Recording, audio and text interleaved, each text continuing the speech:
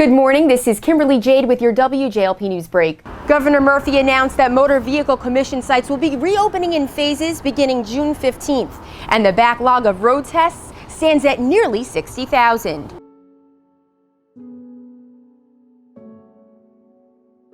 One-third of New Jersey's small businesses have closed their doors since this time last year, but many New Jerseyans continue to fight to reopen completely.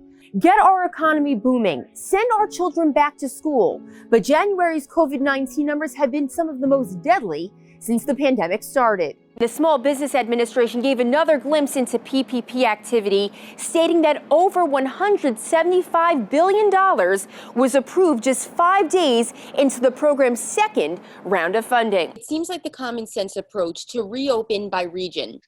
The only thing we can do, in my opinion, black and white, reopen or not. A winter storm watch is in effect for 13 counties in New Jersey, and 7 counties are under a winter storm warning. Unlike alcohol, where you would use a breathalyzer to determine whether or not somebody's under the influence, with marijuana, there is still no device that would be able to detect impairment other than a trained officer. Coronavirus deaths nearly tripled in New Jersey's nursing homes over this past month, and COVID-19 will continue to sweep through many long-term facilities, which already represent about 45% of coronavirus deaths in New Jersey. And we spoke with a New Jersey woman who lost both of her parents at this very nursing home. At all costs, don't put people in a nursing home. Madeline and Charles Constantino were both residents of the Menlo Park Memorial Nursing Home until their lives were claimed due to complications of COVID-19. They say the average time to read a text message is 5 seconds.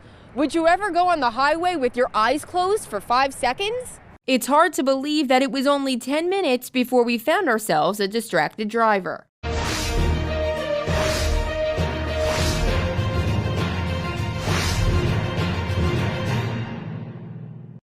Thanks for joining New Jersey News Network. I'm Kimberly Kravitz.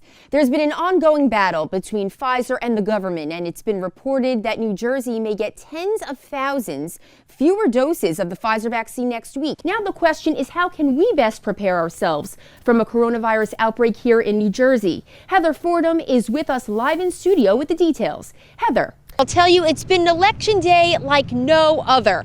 I had the fortune of speaking with someone on the ticket here, Felicia Simmons, who's running for City Council of Asbury Park, and she tells me that change must happen from Main Street up. Do you expect Donald Trump to win the state of New Jersey? Oh, listen, I think he can make New Jersey competitive, and it's going to be up to him as to how hard he works and how much time and effort they spend there. What a memorable night in New Jersey. Musical artists from all across the world have traveled here for the MTV Video Music Awards. We are back at historic Convention Hall in Asbury Park.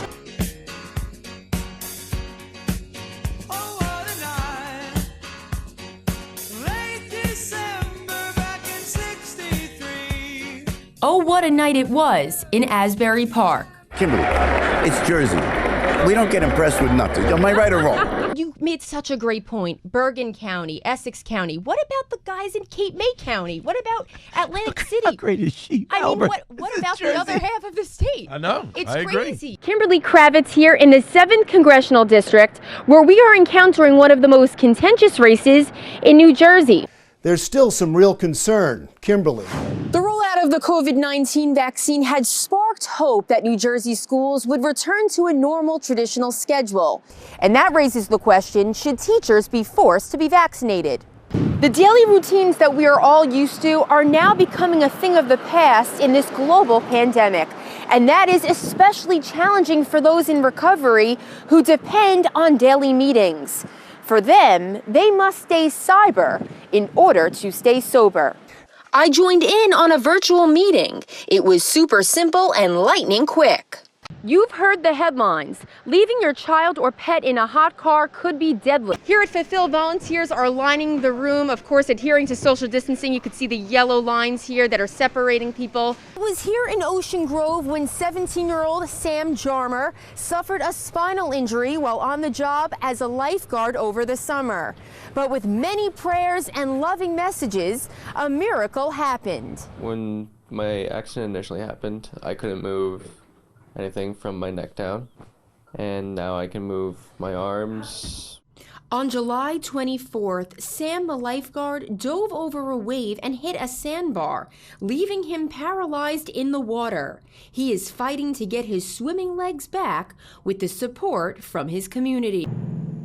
Welcome. This is a live special report. We are moments away from a daily briefing on the novel coronavirus. Authorities say the individual, who is not a New Jersey resident, flew into Newark Liberty International Airport yesterday from China.